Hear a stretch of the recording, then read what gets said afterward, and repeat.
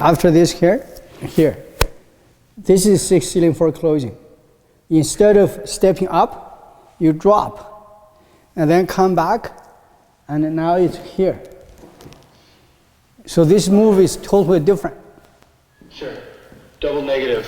Yeah, it's the beginning is the move leading to punch covering hand. It's a double negative squeeze, and then it's like the punch, here, then punch. This is like that move, except you don't turn this way, you turn this way. So from here, but now you are here. So it's a cross between a punch covering hand and 6 ceiling for closing. That's why it's difficult. Leading your arms are doing this here. You see this here? You see the move? And your moves are, outside moves are good, but you linked to your center line. So I'll isolate it for you. You watch the center line here. Your movement, can you see your arm movements and the center line movements are linked? So not linked. This line here, you look at my zipper line here, it's here. Do you understand that? It's called, this here is clear of here. Otherwise it's one together. But this, can you see it's clear? And now, after that, you also see at this point, your line here is linked. Can you see that here? Now, it starts from here. For example, 6 ceiling for closing. Can you see when I do it, my moves are like this. And even going up, it's like this. So everybody is still doing this. It's linked, but see, you can add more moves, but it's not linking to my center line. If it links to the center line, you can see your body appears to be more sluggish. So through training, adding this intention, we hope to gradually get rid of that problem. The next move, this line is very important. If it's stagnant, it's no good. If it moves, it's no good. It has to rotate, turning over. So now I'll do it on this side. If this spins, it's no good. If it's totally stagnant, it's no good. It has to be agile to allow this posture to switch to this posture. The switch here, this has to be a rod. Can you see the rod is here? And this is what also ties to what I said to swim. You have to have the rotation, you have to have the isolation. If they are together, can you see this move pushes into the body? If this is not rotating, it's stiff. So can you see the isolation there? Okay. So this rotation like this here causes this rotation. And you can take this exercise out and do a lot of that. There's a move here, turn, and you come over here. So after here, watch my arm here.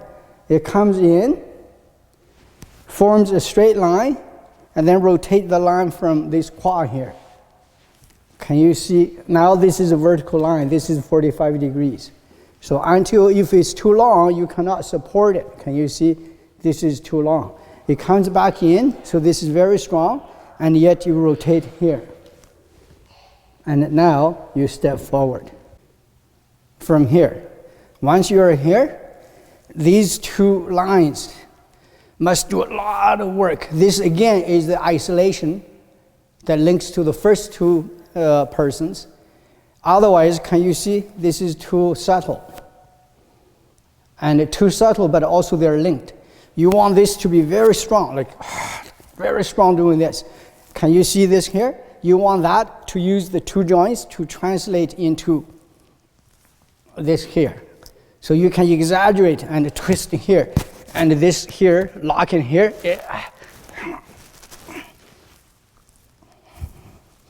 After the kick here, this just hands here. You were like this. You were you are actually making an effort. Your effort is only on the knee, pick up the knee, and the foot just hands. You should train this a little bit. As a training, once you're there, then you can change directions.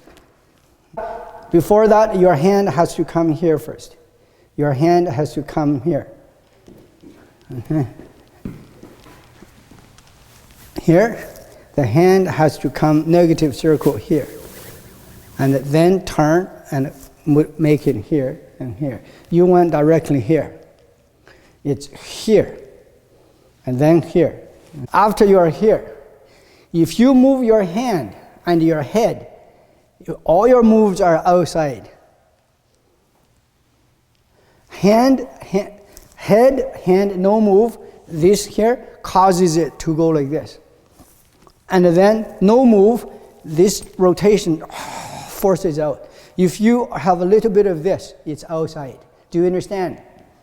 Imagine your wrist has a ring here. There's a ring here. You watch the ring here.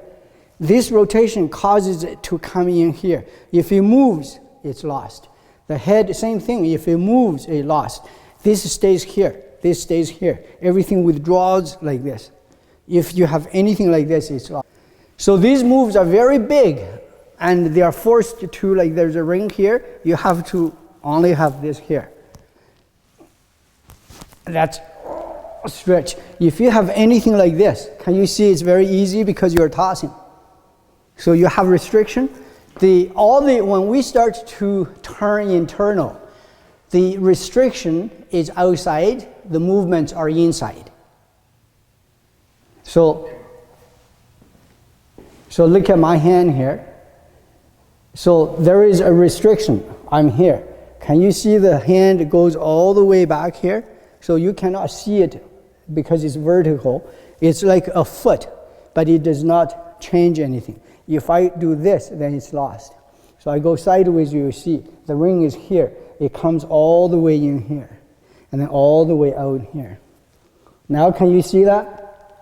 Yes. Flash the back. You see here?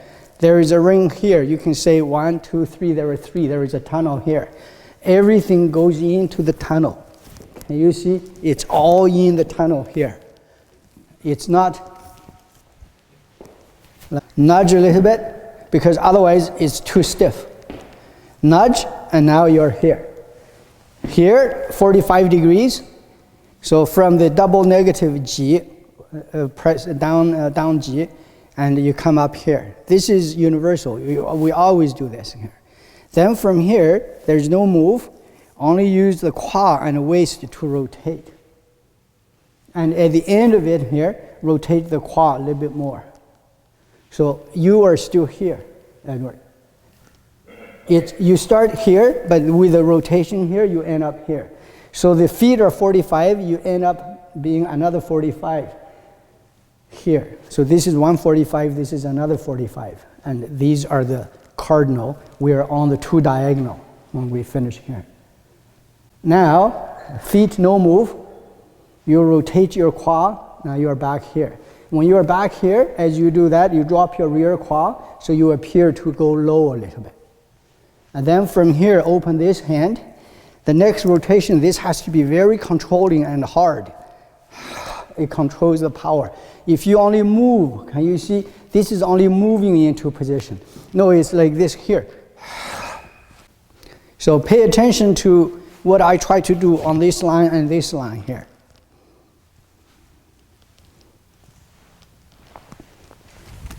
This hit here is from rotating this line.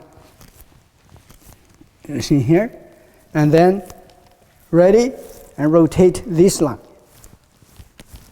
So it's not just like this. It's this line causes it. And after that here, come back, and now from here rotate this line. That rotation here causes here. And then halfway, get ready. And again, this rotation the other way. That rotation causes it. Land. Now the next few moves, it's all this rotation. Can you see this rotation? And then come back, this rotation again. this rotation. So I'll put it together. Can you see? It's not just simply making the move. So after you're here, same rotation here causes here. And then halfway through, this rotation causes here. Not stiff. You're going to have a little bit of that. If this is totally stiff, you cannot move. You can only move your quad. Can you see? And all the moves, high pad on horse. Can you see? Right? If it's not stiff, you start doing this. And then you lose the power. Power must come out of something very stiff that rotates. And at the very beginning, the stiff thing has to be a very straight rod that can rotate. Then later on, it can be any object, any odd-shaped object. As long as it does not change shape, you can rotate it. You can rotate any object, but to train, at the beginning, the easiest model of template for us to use is a stiff rod that easily can rotate. And so in all moves here, if you have anything that's not stiff, a little bit of movement somewhere, it does not rotate. So this is totally stiff, it rotates. This is number one, this one here. Number two, which is most important, that's why it's so difficult to do the circle, is that when your hand is like this here, your arm, there is a line here. This line has to be very stiff and strong. If it has anything that moves, you can never rotate. It's only a movement. Rotation is when this is totally strong and you rotate on it. If it has any movement, there is no rotation.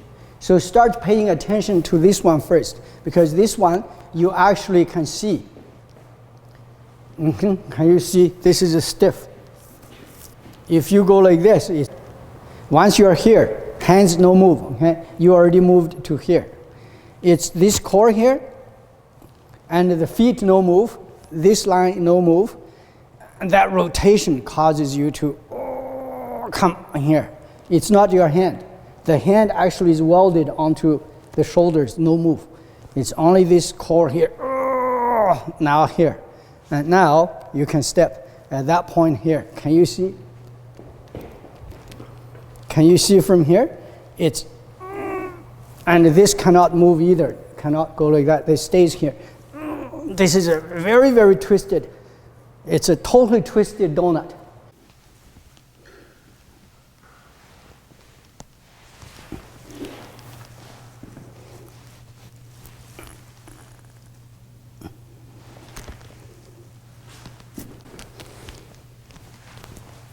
Eventually this stepping here,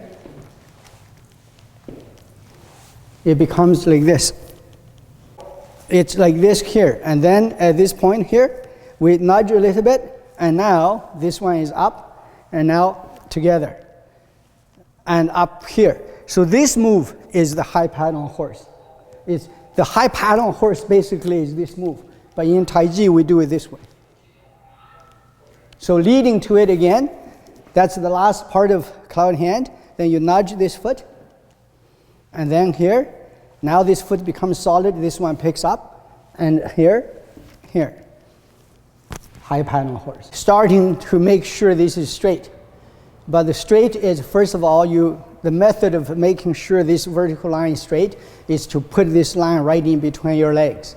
If it's like this, it's not possible. There's too much effort you have to use to hold it. But if it's right in between here, so now you're here, and then you do a stretch. And the stretch is it important to lock the bottom, stretch upward? Some people say that. Or lock here and drop downward. It does not matter. It's as long as in the end you create a Bai Hui and a Hui Yin stretch. So now you understand, some people say you hold the top, you let the bottom freely drop, called sinking. Others say, no, the bottom don't move, you just poke your head upward. And now you realize that there are arguments of methods, and methods are not important. methods are crutches in your learning. And once you use the method to achieve the ability that this is always stretched. When it's stretched, then it has a chance to be erect. Otherwise, it wants to go into it. But now it's independent. Can you see? So I punch to the ground from here. So whoever did the punch to the ground, the leading up to it is the same as punch covering hand, but punch covering hand from here, you're over here. Punch to the ground is from here, you further extend it this way. So give it more momentum. And now from here, you're here. So the first move is to bring it to the place. Second move is to use this rotation to cause this rotation. Third is the one that we most time miss is here. After you finish this here, you do this. It's the same as after this punch, you have to do this. So we miss this one a lot. Can you see here? And when you do that, this elbow also comes in. They are closing to each other. And now you can do this.